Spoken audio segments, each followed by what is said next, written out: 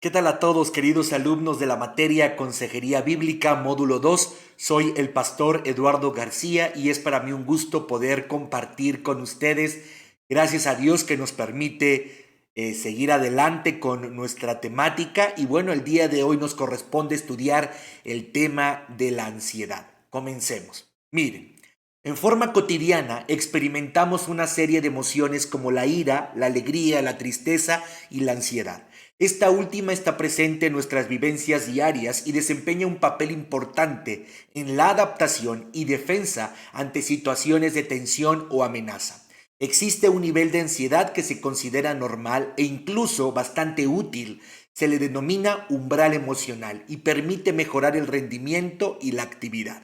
Sin embargo, cuando la ansiedad rebasa ciertos límites, aparece un deterioro de la actividad cotidiana. En este caso, a mayor ansiedad habrá un menor rendimiento. Es decir, la activación del umbral emocional puede inducir en cualquier persona a un mejor desempeño. Por el contrario, si la activación es excesiva, es decir, si la ansiedad es excesiva, actuará de manera contraproducente al interferir con las actividades de forma negativa. Cuando el cerebro percibe peligro, ya sea real o imaginario, automáticamente se pone en marcha, es decir, se activa una parte de tu sistema nervioso, de nuestro sistema nervioso, que provoca diversos cambios con los que el organismo se prepara para afrontar el peligro.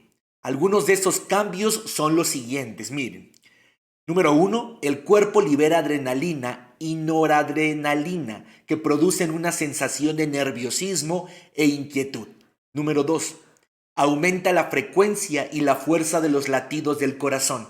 Así los músculos disponen de más sangre y eliminan mejor las toxinas, con la que te resultará o no resultará más fácil atacar o huir. Hiperventilamos, es decir, respiramos más cantidad de aire y más deprisa, preparando al cuerpo para la lucha o para la huida. La hiperventilación hace que haya más oxígeno en la sangre y que notemos ciertas sensaciones internas, como puedes comprobar hiperventilando a propósito. La sangre, es otro punto, se concentra en las áreas del cuerpo donde podría ser más necesario una situación de peligro. Por tanto, queda menos sangre en otras zonas, por ejemplo en las manos, pudiendo dar lugar a temblor o una sensación de hormigueo. Las pupilas se dilatan, con lo que estamos preparándonos para detectar mejor cualquier estímulo que pudiera ser peligroso. Esto puede hacer que percibas las cosas en forma extraña. Algunos hablan cuando tienen crisis de ansiedad, hablan de lucecitas que ven. Ahora, todos estos aspectos fisiológicos, todos estos aspectos del cuerpo, como pueden ver, son una respuesta natural del organismo, son cambios naturales del organismo que se prepara para el peligro, que se prepara para una situación de peligro. Y como tiene que prepararse el cuerpo para este peligro, que puede ser real o que puede ser imaginario, entonces todo el cuerpo experimenta diversos cambios para esta preparación. Como ya les dije, esta sensación de nerviosismo e inquietud que sienten las personas con ansiedad no es otra cosa que la respuesta por la adrenalina y la noradrenalina. Obviamente estas sustancias se segregan en el cuerpo para poder reaccionar de manera más rápida y más oportuna. Esta frecuencia en los latidos del corazón, esto que algunos llaman taquicardias, no es otra cosa más que la sangre bombeando con mayor fuerza, el corazón, perdón, bombeando con mayor fuerza sangre a los músculos, porque necesitan estar preparados para moverse, para atacar, para huir. Entonces el corazón se agita demasiado porque está bombeando muy fuerte y muy rápido y se da esta sensación de taquicardia. Después hiperventilamos. Hiperventilamos. ¿Y por qué hiperventilamos? Bueno, para poder respirar más cantidad de aire y entonces el cuerpo una vez más se está preparando para el peligro. Pues la sangre se concentra en áreas del cuerpo donde es más necesario tener esta adquisición de sangre para enfrentar el peligro. Por lo tanto, en las otras partes del cuerpo en las que no hay tanta sangre, sentimos esta sensación de temblor o de hormigueo. Las pupilas se dilatan y al dilatarse las pupilas podemos ver con mayor detalle muchas cosas. Y es entonces cuando algunos dicen que cuando tienen crisis de ansiedad ven como lucecitas. Ahora, estoy repitiendo todo esto porque es necesario que lo entendamos.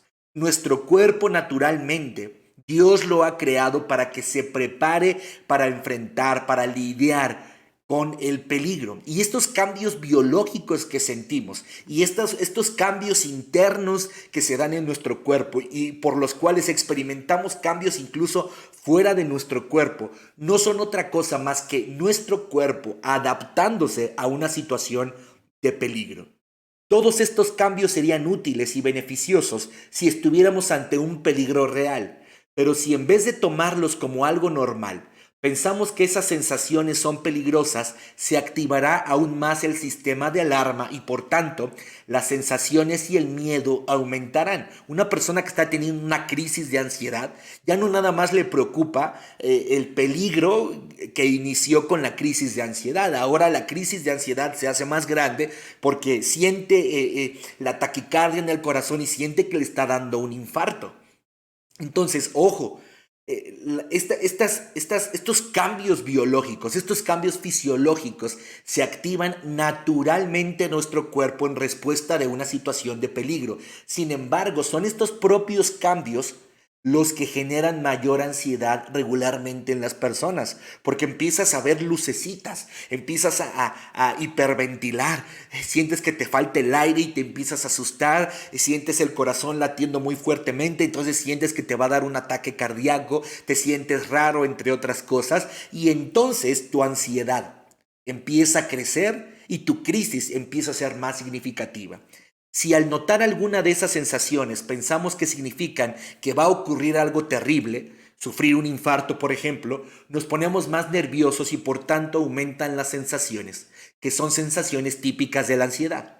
Dicho de otra forma, al pensar que estamos en peligro, se pone en marcha el sistema de alarma, punto que, entre otras cosas, conlleva un aumento de las sensaciones internas. Ese aumento de sensaciones solemos interpretarlo como prueba de que el estado no es normal y de que algo malo va a ocurrir, con lo cual aumenta la ansiedad y las sensaciones derivadas de ella. Es decir, se activa con mayor fuerza el sistema de alarma, formándose una espiral o círculo vicioso que desencadena problemas serios de ansiedad. Entonces, lo que he dicho es lo siguiente: la ansiedad es una expresión natural de nuestro cuerpo, es una emoción natural de nuestro cuerpo que nos permite enfrentar las situaciones de peligro de una mejor forma. Nuestro cuerpo sufre cambios y estos cambios internos afectan en mucho nuestro cuerpo de forma exterior. Ahora, esto es natural. El problema es que muchas personas cuando empiezan a experimentar estos cambios de su cuerpo, tanto internos como externos, empiezan a tener otros temores, como un temor a la muerte, como un temor a un infarto, como un temor a ya no poder respirar, y entonces el miedo crece, la ansiedad crece y se vuelve una crisis de ansiedad aquello. Para analizar una experiencia natural de alerta en los seres humanos con una patología, es decir, para poder comparar una experiencia natural de alerta en los seres humanos con una experiencia patológica de alerta, veamos el siguiente cuadro. Ustedes están viendo un cuadro. Miren, del lado izquierdo pueden ver la ansiedad fisiológica, los componentes de la ansiedad fisiológica, es decir, la ansiedad, por así decirlo, normal, la que nos pone en un estado de alerta y de preparación para el peligro. Y del lado derecho pueden ver una ansiedad patológica. Miren, del lado izquierdo comencemos. La ansiedad fisiológica es un mecanismo de defensa frente a amenazas de la vida diaria, reactiva a una circunstancia ambiental, tiene una función adaptativa, mejora nuestro rendimiento, es leve, es momentánea, menor componente somático, es decir, no tengo tanta percepción somática de lo que está pasando en mi cuerpo y no genera demanda de atención psiquiátrica. Por un lado, contrario, la ansiedad patológica impregna la mayor parte de la experiencia de vida de la persona. Es decir, es muy recurrente estas crisis de ansiedad. Son muy constantes estas crisis de ansiedad. Puede bloquear una respuesta adecuada a la vida diaria, es decir, aquí ya es disfuncional el actuar, desproporcionada al desencadenante, es decir, no parece haber un estímulo verdaderamente significativo que por el cual se justifique la ansiedad. Tiene una función desadaptativa, la persona deja de funcionar saludablemente, empeora el rendimiento, es grave, tiene un mayor componente somático, la gente que tiene una ansiedad patológica cada vez experimenta más afecciones somáticas a nivel fisiológico y obviamente genera demanda de atención psiquiátrica.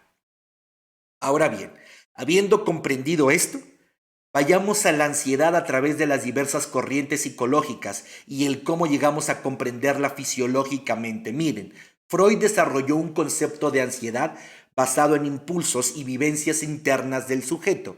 Entonces, la ansiedad comenzó a ser atendida como un proceso en el que el ello, ya vimos lo que es el ello, es la parte de la concepción psíquica que se rige por el principio del placer, el ello de la persona está oprimido o amenazado. Entonces, Freud decía en primer momento que la ansiedad era este impulso o vivencia interna del sujeto, en donde el ello estaba siendo oprimido o amenazado. Por eso la gente sentía ese miedo irracional. Después el mismo Freud postuló otra teoría respecto a la ansiedad. Comenzó a concebir a la ansiedad como una respuesta interna que servía de señal y que lo alertaba de algún peligro. Ahora bien, número 2.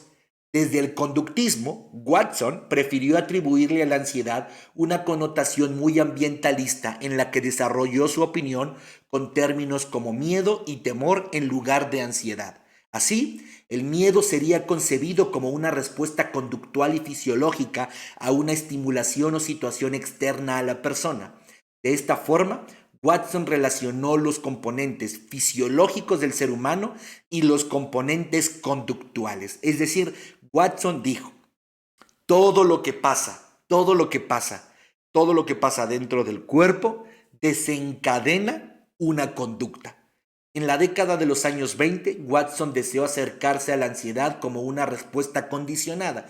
Así que condicionó la respuesta de un niño, demostrando que los miedos estaban relacionados con las historias individuales y las experiencias de aprendizaje de cada sujeto. Lo que quiso comprobar Watson, y de hecho lo comprobó, es que los miedos que tenemos los seres humanos son aprendidos.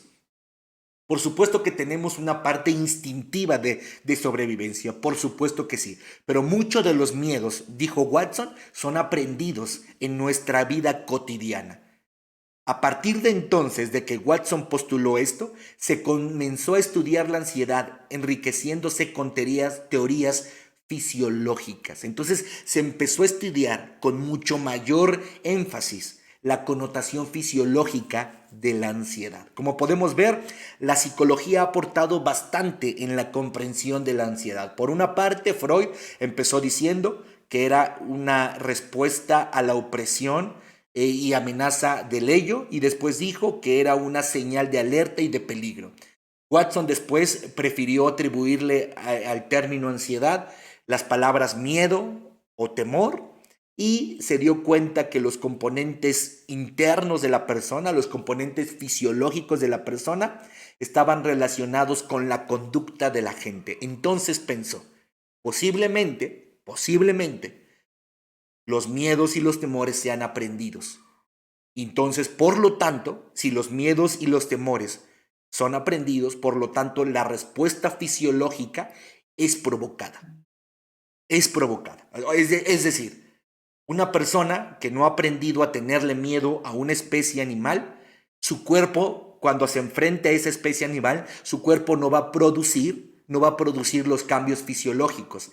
Pero si yo le enseño a través de estímulos y a través de un aprendizaje, si yo le enseño que esa especie es salvaje y le puede hacer un daño, entonces naturalmente su cuerpo, cuando se exponga a esa especie, se va a ver amenazado y va a presentar cambios fisiológicos.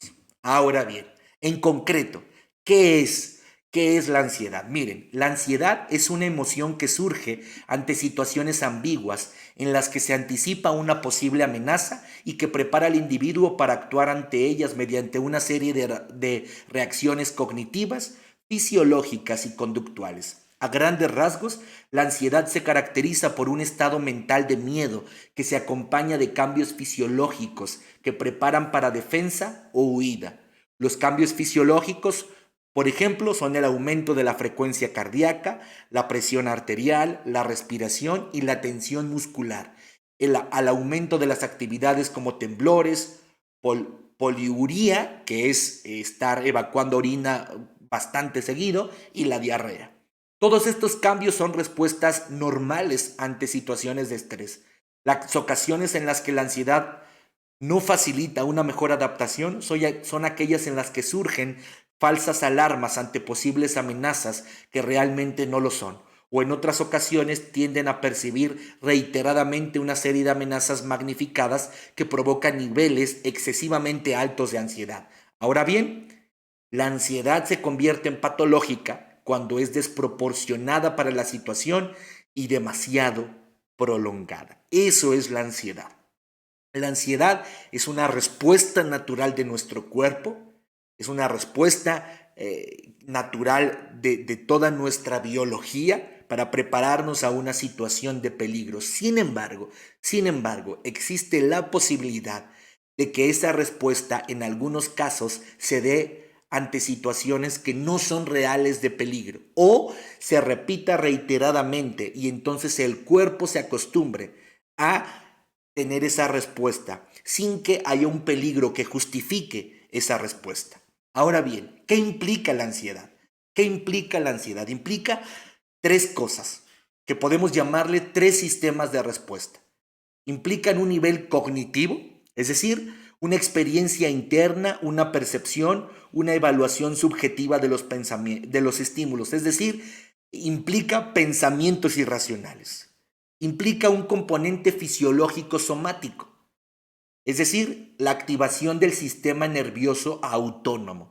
El sistema nervioso autónomo es el sistema que funciona de forma automática, por eso se le llama autónomo. Por ejemplo, los latidos del corazón son parte del sistema autónomo, es decir, yo no lo hago conscientemente, mi cuerpo naturalmente hace que el corazón lata, ¿ok? Es decir, todos estos componentes y todos estos comportamientos del cuerpo en el que no hay esfuerzo consciente de la persona. Entonces, la ansiedad implica un aspecto cognitivo, tiene que ver con una experiencia interna, pensamientos, una percepción y una evaluación de las cosas que veo, es decir, pensamientos irracionales. Implica un aspecto fisiológico somático y número 3, implica un aspecto motor conductual.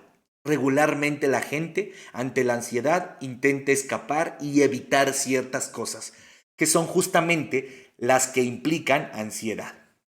Ahora bien, ansiedad clínica. La ansiedad clínica es más común de lo que podemos pensar, pero a diferencia de la depresión, el hecho de tener un miedo incontrolable y que por diversas razones nos ocasiona una disfunción, todavía no es tan fácil de reconocer como un problema que requiere de atención médica, como la tristeza profunda y disfuncional de la depresión. Es decir, todavía no nos atrevemos a decir, tengo un miedo muy profundo que no me deja funcionar. Tengo temores muy profundos que no me dejan funcionar.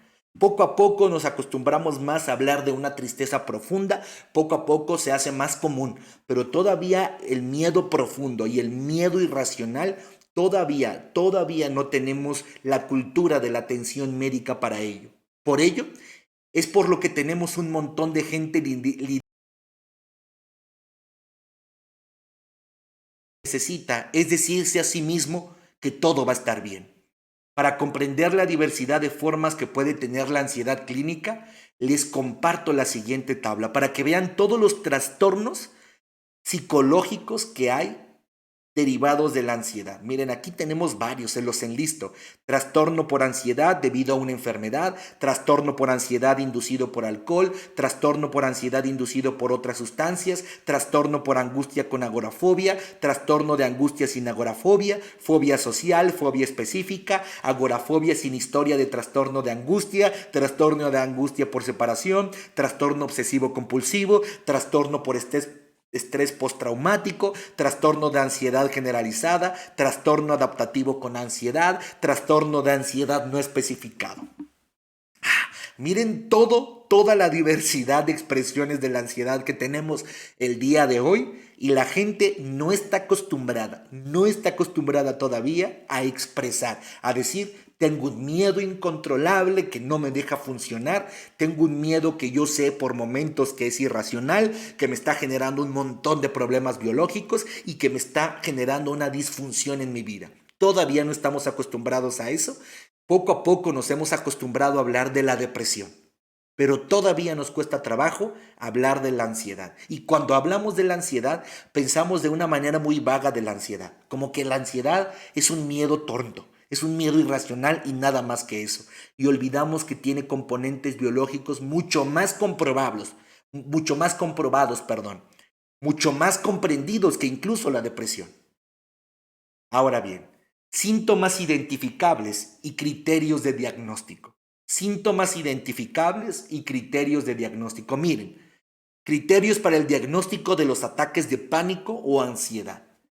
Aparición temporal y aislada de miedo o malestares intensos, acompañada de 4 o más de los siguientes síntomas, que se inician bruscamente y alcanzan su máxima expresión en los primeros 10 minutos. A ver, voy a explicar esto. Cuando una persona experimenta un miedo intenso y aparte de ese miedo intenso, está acompañado de 4 o más de los siguientes síntomas, y estos síntomas inician bruscamente y alcanzan un umbral excesivo en los primeros 10 minutos, entonces podemos sospechar de un trastorno de ansiedad. Entonces, 3 características para hablar de un trastorno de ansiedad. Número 1, miedo intenso, acompañado por 4 de los siguientes síntomas. Y estos síntomas de los que estoy hablando inician bruscamente y tienen una aparición tan fuerte en la experiencia del ser humano dentro de los primeros minutos de experiencia. Es decir, que es muy intenso y es muy intenso muy rápido. Ahora, ¿cuáles son estos criterios o síntomas? Hay 13, miren, palpitaciones, sacudidas del corazón o elevación de la frecuencia cardíaca. Es decir, si yo siento mis palpitaciones muy rápidas, acompañadas de miedo, y estas palpitaciones son muy fuertes en los primeros minutos, entonces ahí hay algo que tomar en cuenta. Sudoración, temblores o sacudidas, sobre todo en las manos. La gente con crisis de ansiedad, una ansiedad clínica, con algún trastorno de ansiedad, tiene estos temblores. Entonces, o es muy regular ver cómo los dedos les empiezan a temblar. Después, sensación de ahogo o falta de aliento. Y la persona empieza a hiperventilar.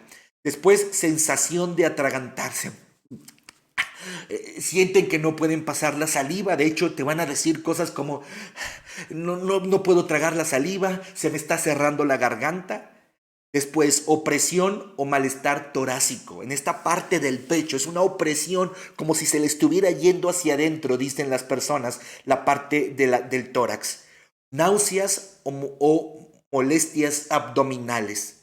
Inestabilidad, mareo o desmayo. Desrealización. ¿Qué es esto de desrealización? La gente dice, es que no sé si estoy dormido, no sé si lo que está pasando es real.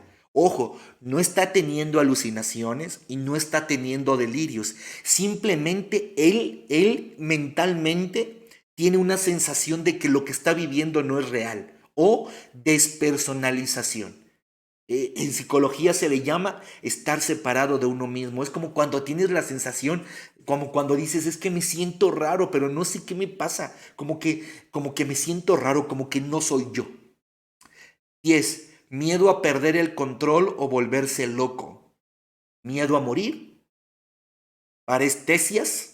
Las parestesias son una sensación de entumecimiento o hormigueo principalmente en las extremidades y escalofríos o sofocaciones. Entonces, noten esto, queridos hermanos. Si tengo un miedo irracional y excesivamente intenso, y ese miedo está acompañado por lo menos 4 de estos síntomas de manera severa, entonces podemos sospechar de una crisis de ansiedad clínica, patológica, que debe ser atendida por un médico principalmente. Ansiedades clínicas mayormente diagnosticadas. Voy a compartirles de la lista que está arriba, les voy a compartir las que yo creo que podemos ver de manera más común. Miren, trastorno de ansiedad generalizada. Es aquel tipo de ansiedad en el que el detonante no es un factor tan claro. Las personas que sufren estos ataques de ansiedad, de intensidad muy variable, a veces es muy fuerte, a veces es muy ligero, no saben exactamente por qué suceden. En otras palabras, los síntomas de la ansiedad aparecen por sorpresa. No son síntomas agudos ni demasiado graves, sino una sensación constante de malestar. Esto lleva a que la persona, sabiendo que en cualquier momento puede empezar a tener un ataque de ansiedad, viva con miedo. Por lo tanto, son personas que se preocupan mucho por todo, pues quieren a toda costa evitar que los episodios surjan. Es una forma de ansiedad más común en mujeres y difícil de detectar para la persona, pues puede confundirse simplemente con una tendencia personal a preocuparse. Sin embargo, cuando prácticamente todos los días se sufre alguno de los síntomas anteriores, habría que buscar ayuda. Y no solamente síntomas anteriores, sino que no sabes qué lo está detonando. Cuando hay una crisis de ansiedad y no hay algo evidente que lo detone, entonces se le llama trastorno de ansiedad generalizado. Número 2. Ansiedad por separación. La ansiedad por separación abarca todas las sensaciones desagradables que experimentamos a nivel psicológico cuando nos separamos o imaginamos que lo hacemos de alguien con quien tenemos una relación muy estrecha. Antes se diagnosticaba este trastorno solamente en niños, aunque ahora se ha demostrado que puede sufrirse a lo largo de toda la vida. Como dato adicional, cabe destacar que es una de las enfermedades mentales más comunes en los animales de compañía, por ejemplo los perros o los gatos, pues especialmente los perros desarrollan una fuerte dependencia con su cuidador. Entonces, cuando el cuidador desaparece, cuando el cuidador ya no está, los perros sufren crisis de ansiedad. El miedo irracional por perder a una persona, acompañado de varios de los síntomas fisiológicos antes descritos, es lo que llamamos ansiedad por separación. Es decir, la persona está imaginando que la persona se va a morir, que la persona ya no está, que la persona se va a ir, que la persona en cualquier momento ya no va a regresar, y entonces acompañado de ese miedo intenso, empiezan a surgir cambios fisiológicos que ponen a la persona en alerta, pero sin ninguna justificación de estar en alerta. Estrés postraumático. Esta forma de ansiedad es la que se desarrolla después de que la persona haya experimentado una vivencia emocionalmente estresante, ya sea a nivel psicológico, como la pérdida de un ser querido, a nivel físico, tal vez sobrevivió a un accidente de coche o una mezcla de ambas, ¿no? Por ejemplo, un abuso sexual, un asalto, etc. En este caso, la ansiedad se manifiesta con pesadillas, irritabilidad, ira, cansancio, sumado con los aspectos fisiológicos antes mencionados. Después, trastorno de angustia. Este tipo de trastorno de ansiedad se manifiesta con crisis agudas de angustia que aparecen de forma repentina, alcanzando su mayor malestar a los pocos minutos. Está a medio camino entre la ansiedad generalizada y el trastorno de pánico, pues los síntomas no son muy graves, pero sí se manifiesta de forma aguda. Estas crisis aparecen por situaciones que consideramos como una amenaza, pero que se convierten en miedos irracionales y prolongado que afectan la mayor parte de nuestra experiencia de vida. Por ejemplo, ver que el banco nos avisa que debemos dinero, pero también por ideas que han pasado por nuestra cabeza causalmente y que por el motivo que sea, nos ha empezado a preocupar mucho, como por ejemplo tener de repente un enorme miedo a la muerte. Los trastornos de angustia entonces tienen que ver con miedos reales, con miedos a peligros reales, pero que se empezaron a deformar esos miedos, se empezaron a exagerar esos miedos y entonces pasaron de ser racionales a ser irracionales. Y este miedo se prolonga durante mucho tiempo. Por ejemplo, tengo miedo de que el banco me embargue. Es un miedo racional, ¿no? Todos le tenemos miedo a las deudas, a los bancos, todos le tenemos miedo a los intereses y todos le tenemos miedo, por ejemplo, a los embargos, ¿no? No sé, bueno, no todos los que están endeudados, pero esto pareciera racional, ¿no? Pero miren cómo este miedo racional se puede convertir en una angustia irracional. Yo pagué mi tarjeta de crédito y entonces empiezo a revisar 20 veces que el pago haya pasado. ¿Y si no pasó? ¿Y si se equivocó la aplicación? ¿Y si me están defraudando y estoy en una aplicación equivocada y entonces la aplicación correcta no está registrando mi pago? ¿Y si entonces no está mi pago y durante muchos meses no he hecho el pago y de la noche a la mañana me va a llegar un citatorio porque estoy endeudado con la empresa? Y empieza un miedo medianamente racional, un miedo natural, se empieza a tornar irracional y se empieza a prolongar en el tiempo y entonces se convierte en el trastorno de angustia. Después, ansiedad por enfermedad. De igual modo, muchas enfermedades físicas, especialmente las de carácter grave y o crónicos, tienen manifestaciones psicológicas, pues afectan directamente las emociones de la persona, generándoles miedos que se salen de control y provocan afectaciones fisiológicas muy independientes de la enfermedad que están atravesando. En este sentido, la ansiedad y los trastornos vinculados a ella son una de las consecuencias más comunes de muchas patologías físicas. Por ejemplo, una persona que tiene cáncer. ¿Puede el cáncer conllevar una crisis de ansiedad o una serie de ansiedad patológica en la persona que tiene cáncer? Por ejemplo, ¿y si le heredé el cáncer a mi hijo? ¿Y si le heredé el cáncer a mi hija? ¿Y si es más severo en él? Y entonces empiezo a tener ansiedad. ¿Y si ya me voy a morir? ¿Y si ya no puedo? ¿Y si el tratamiento no funciona? ¿Y si mi cuerpo no está respondiendo? Y entonces este miedo empieza a producir una respuesta de defensa en el cuerpo, una respuesta que no es racional, que no es adecuada. Y entonces esta respuesta empieza a lastimar mi cuerpo.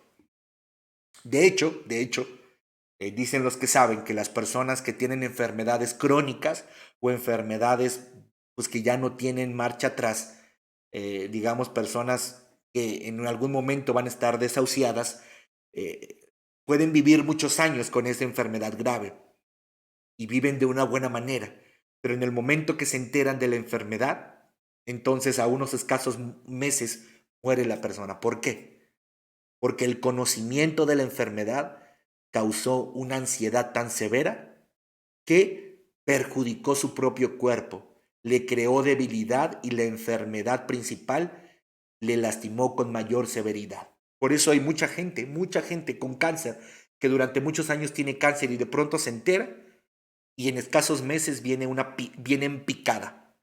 Todos los síntomas le afectan más, tiene un montón de complicaciones, porque el hecho de enterarse le causó una ansiedad por enfermedad y esta ansiedad por enfermedad le provocó consecuencias a nivel fisiológico que terminaron por, sumado a la patología principal, terminar por la vida de la persona.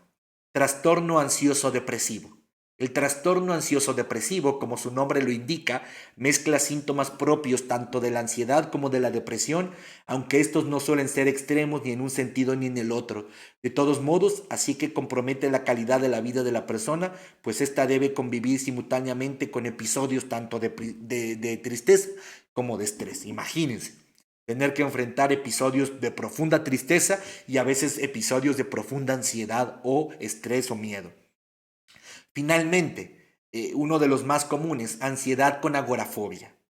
La agorafobia es un tipo de trastorno de ansiedad en el que tienes miedo a los lugares o las situaciones que podrían causarte pánico y hacerte sentir atrapado, indefenso o avergonzado, por lo que evitas este tipo de lugares o situaciones. Le temes a una situación real o anticipada, como usar el transporte público, estar en espacios abiertos o cerrados, hacer una fila o estar delante de una multitud. La ansiedad se produce a raíz del miedo a que no haya medios de escape o ayuda accesible si se intensifica la ansiedad. La mayoría de las personas que sufren agorafobia la padecen después de tener uno o más ataques de pánico, lo que los hace preocuparse por volver a tener un ataque, así que evitan los lugares donde pueden volver a sucederle esos ataques. Por ejemplo, una persona que por primera vez se paró enfrente de un auditorio. Esta persona, al tener a tanta gente, tuvo una crisis de ansiedad. Empezó a sudar, le empezó a palpitar tanto el pecho, tuvo taquicardias y se terminó por desmayar. Esa persona ya quedó marcada, quedó marcada. Ahora, a partir de ese momento, en su pensamiento, va a vincular el estar en público con esa crisis de ansiedad. Entonces, cada vez que se le tenga que presentar delante del público, va a presentar una ansiedad, porque recuerda lo que le pasó la primera vez que se presentó ante el público. Eso es la agorafobia. Las personas con agorafobia tienen dificultad para sentirse seguras en un lugar público, especialmente donde se reúnen multitudes. Es posible que sientan la necesidad de tener un acompañante como un pariente o amigo para que vaya con ellos a lugares públicos. El miedo puede ser tan abrumador que es probable que se sientan que no pueden salir incluso de casa. Entonces, la ansiedad con agorafobia son expresiones de la ansiedad en el que hay pánico por sentirnos atrapados, indefensos o avergonzados. Y regularmente comienzan con un episodio en el que realmente experimentamos ansiedad que se salió de control y a través de esa primera experiencia las personas quedan marcadas para futuras experiencias. Entonces sienten miedo y no quieren volver a repetir la situación.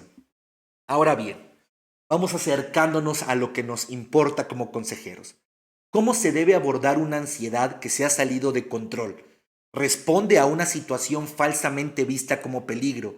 ¿Cada vez es más común y por periodos de tiempos más prolongados? Esta es la pregunta. ¿Cómo se debe abordar una ansiedad que se ha salido de control, que responde a una situación falsamente vista como peligro, que es cada vez más común y por periodos de tiempo más prolongados? Miren, los trastornos de la ansiedad se manejan con medicación, psicoterapia o con ambos. De hecho, en el caso de ansiedad por alguna fobia, recomiendo ampliamente el acercamiento a terapias conductuales, en las que a través de programas de desensibilización, por ejemplo, se busca minorar la ansiedad de la gente con la exposición controlada, gradual y vigilada en todos los aspectos. Regularmente se recomiendan las terapias cognitivas conductuales para atender problemas de ansiedad. Sin embargo, ellas consisten en la reformulación de creencias o pensamientos catastrofistas. Para ello, los consejeros bíblicos somos los ideales, así que no recomiendo las terapias cognitivo-conductuales. Me parece que los consejeros bíblicos podemos ser más eficientes en la reformulación de los pensamientos. Es decir, si se trata de dar una sana interpretación y una correcta estructuración al pensamiento, qué mejor que la palabra de Dios para hacerlo. Sin embargo, el consejero bíblico debe comprender que la ansiedad es más que un miedo irracional, es más que falta de fe en Dios y es más que pensamientos equivocados.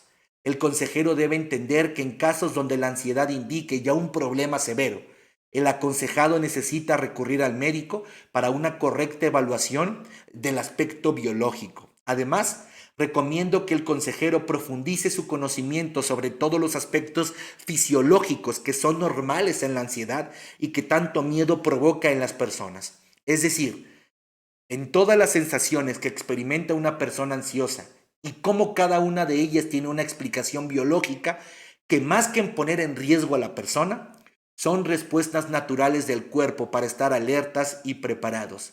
Si el consejero es capaz de darle una explicación sólida e informada al aconsejado, así, en su nivel de comprensión y sin la necesidad de caer en explicaciones de modos que no nos corresponde dar, he visto que las personas tienen calma y pueden ser guiados y dirigidos de una mejor forma.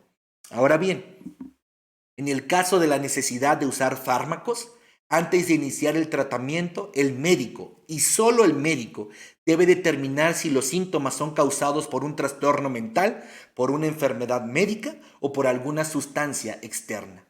También es relevante identificar si el paciente, en ese caso para el médico, presenta comorbilidad con otros trastornos psiquiátricos, por ejemplo, depresión, alguna enfermedad médica o abuso de sustancias. Por ejemplo, es muy común que una persona con cáncer, es muy común que una persona con SIDA tenga episodios de ansiedad. El principal objetivo en el tratamiento farmacológico de la ansiedad es el control de la sintomatología central de la enfermedad.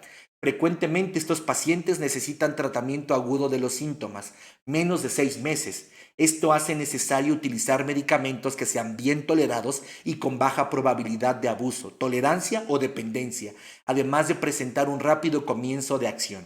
Miren, los medicamentos son muy adecuados como tratamiento de primera elección en tratamientos agudos y a corto plazo. Su prescripción en el tratamiento crónico de la ansiedad está poco avalada por la literatura científica existente, debido al riesgo de dependencia física, con síndrome de abstinencia y la presencia de comorbilidad psiquiátrica y algunos otros aspectos que afectan el bienestar de la persona. Por ejemplo, sedación durante gran parte del día. Yo en algún momento llegué a tomar algún tipo de medicamento para poder controlar no la ansiedad, sino unos neurotransmisores que no estaban bien modulados en mi cerebro. Y entonces recuerdo que tomé estos medicamentos, no sé, tal vez unas 4 semanas. Y después de estas 4 semanas, al principio me sirvieron bastante bien. Ya después la cuarta, la quinta semana, me empecé a sentir bastante mal. Empecé a tener una hipersensibilización. Manejaba, entonces escuchaba los claxon muy, muy, muy cerca, escuchaba los carros muy cerca y yo pensé que me iba a estampar. Y a veces me sentía en un estado de sedación, es decir, todo el tiempo como que me perdía mi mente. Así que en resumen, considero importante la asistencia médica para casos de ansiedad específicos, cuando se han salido de control, cuando ya es muy disfuncional la vida de la persona por causa de la ansiedad. ¿Recomiendo el medicamento? Por supuesto que sí, pero recomiendo que sea bajo supervisión médica y por tiempos no prolongados. Esta es mi opinión, de acuerdo a lo que yo he estudiado, de acuerdo a lo que yo he experimentado, de acuerdo a lo que yo he visto en las personas. Son muy buenos, son muy, muy, muy buenos los medicamentos en la ansiedad. A diferencia de la depresión, donde el resultado del medicamento o el bienestar del medicamento tarda más tiempo en verse, en la ansiedad es casi inmediato el bienestar a la persona con ansiedad. Sin embargo, el tratamiento médico no debe de durar más de semanas y unos cuantos meses. Y no debe de durar más. Y debe estar acompañado, por supuesto, de una consejería bíblica, debe estar acompañado de un proceso terapéutico para poder lidiar con estos pensamientos irracionales, para poder lidiar con estas situaciones que se han salido de control en nuestra mente. Así que, repito, ¿recomiendo la medicación? Por supuesto que sí, totalmente, totalmente. De acuerdo a la literatura científica, de acuerdo a mi experiencia y de acuerdo a lo que yo he visto en otras personas, el uso de medicamentos en la ansiedad es muy, muy bueno. Siempre que está prescribido por un médico y siempre que tiene un tiempo no prolongado de consumo. Ahora bien, terminemos con la parte importante para nosotros, la participación del consejero bíblico en los problemas de ansiedad. Cuando abordamos personas en ansiedad, notaremos que nuestra participación puede abarcar 3 aspectos importantes y que tienen que ver con las implicaciones que ya hablamos. Para cada una de ellas les propongo enseñar, guiar y desafiar a la calma. Esto es lo que yo hago cuando atiendo a personas con ansiedad. Enseño, guío y desafío a la calma. Por ello, para abordar la ansiedad en consejería, he denominado a la acción de la misma como la estrategia de las 3 Cs o CCC. Veamos primero la situación a tratar para después comprender cada una de las Cs que corresponda. Número 1. En el nivel somático, en el cuerpo. ¿Qué podemos hacer los consejeros bíblicos en el nivel del cuerpo? Miren, se trata de aquella en la que menos tenemos participación. pero no deja de ser importante. Debemos buscar la calma a través de la asesoría médica. Los avances médicos en beneficio de la gente es un don de Dios que debemos aprovechar. Lo dije antes, pero lo repito. El hecho de tener un miedo incontrolable y que por diversas razones nos ocasiona una disfunción en la vida, todavía no es tan fácil de reconocer como un problema que requiere de atención médica como la tristeza profunda y disfuncionalidad de la depresión. Ojo, ojo. Si para algunos cristianos y religiosos está mal visto tener depresión, imagínense tener ansiedad. Se asocia la ansiedad con falta de fe. Se asocia la ansiedad con una fe débil, una fe endeble. Todavía no estamos preparados ni a nivel religioso ni a nivel no religioso para comprender que la ansiedad es un trastorno que afecta la integralidad de la vida y que necesita ser atendido con seriedad.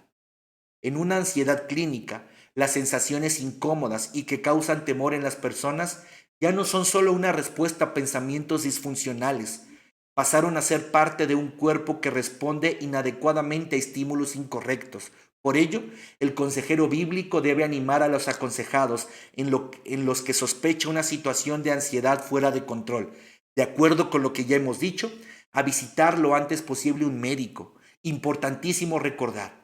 Nosotros no sugerimos ningún diagnóstico, ni lo ofrecemos. Tan solo recomendamos una atención médica profesional. Es decir, nosotros no le decimos a la gente, bueno, yo sospecho que tienes ansiedad patológica. Bueno, yo sospecho que tienes ansiedad generalizada. Nosotros no hacemos eso. Ni lo sugerimos, ni damos el diagnóstico. Tan solo recomendamos una atención médica profesional cuando en nuestro análisis creemos que es necesario. Segundo nivel. Ya hablamos del nivel somático, hablemos del nivel cognitivo. Miren, se dice que la persona con ansiedad tiene un doble sistema de creencias porque durante los episodios de ansiedad elevada, cuando se haya activado su sistema de alarma, crea un montón de interpretaciones catastrofistas con mucha fuerza o pensamientos de desgracias que están por venir. En cambio, cuando está más tranquilo, es decir, cuando su sistema de alarma pánico se encuentra desactivado, le resulta mucho más fácil creer en explicaciones no catastrofistas o en pensamientos mucho más prudentes. De esto se trata el primer desafío de una consejería bíblica con una persona que enfrenta ansiedad. En ayudarle a encontrar calma en sus interpretaciones catastrofistas. Ojo, en ayudarle a encontrar calma en sus interpretaciones catastrofistas de la vida o en sus pensamientos llenos de desgracia. Para enfrentar este desafío, les presento la segunda parte de la estrategia de las 3 Cs o CCC. Se trata de traer calma a la mente. Primero traemos calma al cuerpo. Queridos hermanos, por favor, primero traemos calma al cuerpo. Si la persona está teniendo crisis severas de ansiedad, por favor, guiémoslo, motivémosle a ir al médico. Después calmamos la mente a través del mensaje de la palabra de Dios, es decir, lo que Él claramente nos ha revelado, sus promesas y la cosmovisión de la vida que podemos encontrar en ella. ¿Qué mejor herramienta para traer claridad al pensamiento que su palabra? ¿Qué mejor manera de interpretar la vida sino a través de lo que Dios ha dicho? ¿Qué mejor estrategia de calma que la seguridad de sus palabras, de sus promesas y de la comprensión de su soberana voluntad? Cualquiera que sea el pensamiento catastrofista o fuera de lugar, o la interpretación sin mucho apego o revelación de Dios, debemos dirigir con pasión a nuestros aconsejados a una interpretación de la vida y de las situaciones sana y respaldada por las Escrituras, así como a pensamientos en los que Dios esté presente y marque una verdadera diferencia. Por ejemplo, si nuestro aconsejado muestra una evidente preocupación por lo que nada puede hacer, tal vez podríamos compartir con él aquel pasaje del Sermón del Monte que hace referencia al afán. Miren, el Sermón del Monte dice en Mateo, dijo luego a sus discípulos, por tanto os digo, no os afanéis por vuestra vida, que comeréis, ni por el cuerpo que vestiréis. La vida es más que la comida y el cuerpo que el vestido. Considerad los cuervos que ni siembran ni ciegan, que ni tienen despensa ni granero, y Dios los alimenta. ¿No valéis vosotros mucho más que las aves? ¿Y quién de vosotros podrá con afanarse añadir a su estatura un codo? Pues si no podéis ni aun lo que es menos, ¿por qué os afanáis por lo demás? Considerad los lirios, cómo crecen, no trabajan ni hilan, mas os digo que ni aun Salomón con toda su gloria se vistió como uno de ellos. Y si así viste Dios la hierba que hoy está en el campo y mañana es echada al horno, ¿cuánto más a vosotros, hombres de poca fe? Vosotros, pues, no os preocupéis por lo que habéis de comer, ni por lo que habéis de beber, ni estéis en ansiosa inquietud, porque todas estas cosas buscan las gentes del mundo, pero vuestro Padre sabe de qué cosas tenéis necesidad. Mas buscad el reino de Dios, y todas las demás cosas os serán añadidas. La cosa en el pasaje tiene que ver con aquello que nos quita la paz.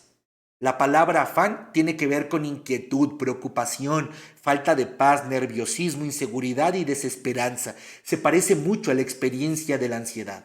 La exhortación del Señor es clara. Si no podemos hacer crecer nada de nuestro cuerpo, ni podemos alargar nuestra vida, ¿qué caso tiene que nos afanemos por otras cosas que no están en nuestras manos? O sea, si no podemos hacer nada para que nuestro cuerpo crezca y no podemos hacer nada para que nuestra vida se alargue, ¿qué caso tiene que nos afanemos por cosas que no están en nuestras manos?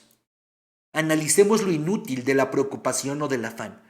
Preocuparnos es una acción inútil, ya que consiste en ocuparnos anticipadamente por aquello que tal vez no suceda jamás. Afanarnos no produce ningún cambio en aquello por lo que nos afanamos. Perder la paz por algo que no está en nuestras manos es sufrir doble, porque sufro antes y si pasa voy a sufrir nuevamente y posiblemente sufrir sin razón. Desesperarnos por aquello que Dios tiene en sus manos es señal de falta de fe y desconocimiento del carácter de Dios. Afán se define como congoja, apuro o preocupación excesiva. El afanado también está limitado de sus facultades y si permanece así por mucho tiempo, puede llegar a caer enfermo. El afán se origina en una idea equivocada de la vida. Nos afanamos cuando creemos que las cosas dependen de nosotros. Nos afanamos cuando creemos que las leyes físicas son todo lo que existe. Nos afanamos cuando queremos resolver las cosas en nuestras fuerzas. Nos afanamos cuando lo intentamos todo antes de hablar con Dios. Ahora bien, ¿cómo podemos ayudar a nuestros aconsejados de acuerdo con lo que hemos dicho? Yo diría tres cosas. Guiémosles a aprender y confiar en las promesas de Dios. Guiémosles a aprender y confiar en las promesas de Dios. Número 2, hagamos un recuento de las bendiciones de Dios en nuestra vida. Y número 3, ayudémosles a tener una cosmovisión bíblica de la vida. Yo pienso esto, yo veo esto, pero ¿qué dice la Biblia? Yo veo la vida de esta manera, pero ¿qué dice la Biblia? Yo veo que la vida no tiene sentido, pero ¿qué dice la Biblia? Yo veo que en la vida no vale la pena tener esperanza o no hay razón para tener esperanza, pero ¿qué dice la Biblia? Ayudémosles a tener una cosmovisión bíblica de la vida. Podemos decir que el afán surge de la ignorancia o de la necedad. Si no conocemos a Dios ni su palabra, es ignorancia, pero si conocemos a Dios y su palabra, es necedad. Se trata entonces de acudir a la palabra, recordar las promesas y no apartarnos de la presencia de Dios nunca. Se trata de buscar el gozo de un corazón en calma, porque sabe lo necesario y comprende lo suficiente. Repito, se trata de buscar el gozo de un corazón en calma, porque sabe lo necesario y comprende lo suficiente. Lo que Dios dice en su palabra, porque es verdad, porque es suficiente y porque es seguro. Solo necesito, solo necesito saber y comprender lo suficiente. ¿Qué es lo que necesito saber y comprender? Lo que Dios dice en su palabra. Porque eso es verdad, es suficiente y es seguro. Con eso me quedo.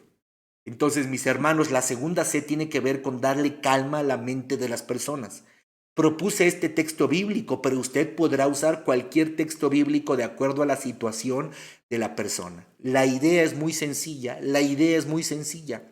Se trata de guiarles a aprender a confiar en las promesas de Dios. Se trata de ayudarles a hacer un recuento de las bendiciones de Dios en su vida. No todo es una catástrofe, no todo es malo. Y se trata de ayudarles a tener una cosmovisión bíblica de la vida, de los asuntos, de cualquiera, de la muerte, si usted quiere, de cualquier asunto. Finalmente, en el aspecto conductual, ¿qué podemos hacer los consejeros bíblicos? Miren, pronto se darán cuenta que en mucho nuestros pensamientos dirigen nuestro comportamiento, de tal forma que es común ver que las personas intentan evitar esas sensaciones por cualquier medio y huir o escapar de ellas cuando aparecen, o sencillamente realizan acciones fuera de lugar o toman decisiones que no son las adecuadas, pero que de acuerdo con su pensamiento les permitirá estar bien. Incluso las personas se convencen de que si no hubieran realizado determinadas acciones, habría ocurrido el desastre temido. Por ejemplo, qué bueno que no fui a esa exposición en la escuela, porque seguramente hubiera sido una catástrofe y todos se hubieran burlado de mí. O sea, la persona se hace creer que fue buena su decisión de no ir a la escuela. Pero como en realidad no había ningún peligro, solo tendrán como resultado el salvaguardar las falsas interpretaciones catastrofistas o los pensamientos de desgracias, que son la raíz de todo el problema. Es decir, las conductas dirigidas a evitar el peligro en realidad impiden comprobar que las sensaciones temidas no pueden producir ningún daño, y cada vez que una persona lleva a cabo alguna de ellas, se dará cuenta, dirán, era necesario. Era necesario no ir, era necesario evitarlo. Y como no fueron, no se dieron cuenta que no pasó una catástrofe. Y como no fueron y no se dieron cuenta que no pasó una catástrofe, entonces su ansiedad se sigue alimentando. Qué bueno que no fui, era necesario no ir. De aquí surge la tercera parte de la estrategia de las 3 Cs o CCC. Se trata de traer calma a la vida. Ya hablamos de traer calma al cuerpo, ya hablamos de traer calma a la mente, ahora se trata de traer calma a la vida de nuestros aconsejados a través del reconocimiento de sus limitaciones y su potencial. Y para esto hay dos problemas también. Miren, primer problema, confundimos lo que nos toca hacer y lo que no nos toca hacer. El Señor nos aclara en el pasaje que ya leímos que no podemos agrandar nuestra vida. La expresión puede traducirse como hacernos crecer medio metro, aunque los eruditos en griego dicen que en realidad significa añadir a tu tiempo de vida unos cuantos centímetros, como si fuera una metáfora llena de ironía al usar medidas lineales para hablar del tiempo. Segundo, desconfiar o carecer de paciencia en relación con la intervención de Dios. Algunas veces no dudamos de que Dios puede intervenir, pero nos desesperamos de que no intervenga cuando nosotros pensamos que debe de hacerlo. El apóstol Pablo vivió un perfecto ejemplo de esta realidad. El pasaje que nos lo dice está en 2 Corintios 12, 7 al 10. ¿Recuerdan lo que le dice al Señor? 3 veces he rogado al Señor que quite de mí este aguijón en mi carne. Y el Señor le ha dicho, bástate mi gracia. Esta es la experiencia de Pablo. 3 veces dice, 3 veces le ha rogado al Señor que quite de él el aguijón en la carne, y en todas las ocasiones el Señor le dice, bástate mi gracia. No sabemos qué era su aguijón. Existen algunas teorías al respecto. Algunos piensan que era migraña, algunos piensan que se trataba de algún problema de la vista por aquel pasaje donde dice, mira con cuán grandes letras os escribo de mi propia mano. Algunos piensan que si hizo grandes letras se podría pensar que tenía un problema de vista. Algunos piensan que se trata de una malformación genética. En muchos pasajes se nota que sus enemigos lo criticaban por su aspecto. Algunos piensan que se trataba de epilepsia, por lo que dice Gálatas 4, 13 al 14, pues vosotros sabéis que a causa de una enfermedad del cuerpo os anuncié el evangelio al principio, y no me despreciasteis ni desechasteis por la prueba que tenía en mi cuerpo, antes bien me recibisteis como un ángel de Dios, como a Cristo Jesús. Y algunos piensan que esta enfermedad era la epilepsia. La frase que se traduce no me despreciasteis ni desechasteis se refiere a una práctica común que se realizaba con las personas a las que les daba crisis epiléptica, así que de ahí podemos entender que tal vez tenía epilepsia. Algunos piensan, por último, que se trataba de un complejo de culpa. Yo no me inclino más a esta, pero por la evidencia bíblica podríamos pensar que sería muy lógico esta. Recordemos que aún siendo joven participó en la muerte del primer mártir del cristianismo, Esteban, además de que fue violento perseguidor de cristianos. Independientemente de que haya sido su aguijón, es un hecho que él no lo podía quitar de su vida. Debemos notar que no hizo declaraciones, no hizo nada, porque no podía hacer nada para quitar su aguijón. Sencillamente aceptó la voluntad de Dios. Bástate mi gracia, le dijo Dios, porque mi poder se perfecciona en la debilidad. Y por lo más importante, descubrió una maravillosa riqueza espiritual y la expresó de esta manera. Por tanto, de buena gana me gloriaré más bien en mis debilidades, para que no repose sobre mí el poder de Cristo, por lo cual, por amor a Dios, me gozo en las debilidades, en afrentas, en necesidades, en persecuciones, en angustias, porque cuando soy débil, entonces soy fuerte. Con este tremendo ejemplo, podemos decir lo siguiente: calma, calma. Creer que todas las cosas dependen de nosotros es caminar hacia un fracaso seguro. No todas las cosas dependen de ti. Calma. Número 2, calma. Creer que mi vida solo está determinada por lo que hago o dejo de hacer es un error determinista. Calma. Creer que se avecina un desastre siempre es no comprender la gracia de Dios que nos sostiene. Calma, calma. Se darán cuenta que las personas con ansiedad toman decisiones precipitadas.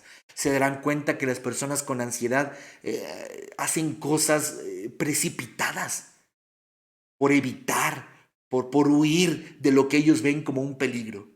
Renuncian a sus trabajos, se salen de su casa, no van a la escuela, evitan una relación interpersonal. Y hay que decirles: calma, calma. ¿Cómo podemos ayudarlos? Con base en lo que hemos dicho, bueno, yo diría 4 cosas para terminar. Reconozcamos lo que no podemos ni nos corresponde hacer. No nos precipitemos. Por favor, dígale a su aconsejado: no te precipites. Hay cosas que no puedes hacer y ni siquiera te corresponde hacerlas. Número 2, reconozcamos y hagamos lo que nos corresponde hacer. Hay algo que te toca hacer, hazlo, pero en sabiduría y no en medio de un arrebato. Repito, en sabiduría y no en medio de un arrebato. Esperemos con paciencia en lo que Dios puede y quiere hacer. Nuestra vida no se resume a lo que nosotros hacemos o dejamos de hacer. Gracias a Dios por su gracia. Sin ella, ¿qué sería de nosotros? Finalmente, demos la gloria a Dios, reconociendo todo lo bueno que ha hecho Él. Nada mejor que el reconocimiento de Dios sosteniéndonos para enfrentar los miedos desubicados y que encaminan acciones precipitadas. Dios ha sido bueno, nos ha sostenido. ¿Por qué dejaría de hacerlo? ¿Por qué dejaría de hacerlo? Esta es la estrategia de las 3 Cs, mis queridos hermanos. Número 1, hay que calmar el cuerpo. Número 2, hay que calmar la mente. Y número 3, hay que calmar la vida. Que la gente no sea precipitada para actuar, que no sea precipitada para tomar decisiones, que no sea precipitada para huir, que no sea precipitada para abandonar, que descanse en la gracia de Dios, que descanse en el control de Dios, que descanse en la intervención de Dios. De eso se trata este tema de la ansiedad, mis queridos hermanos. Ha sido para mí un gusto poder compartirlo con ustedes. Nos vemos en nuestra siguiente clase bíblica la siguiente semana. Que Dios les bendiga. Hasta luego.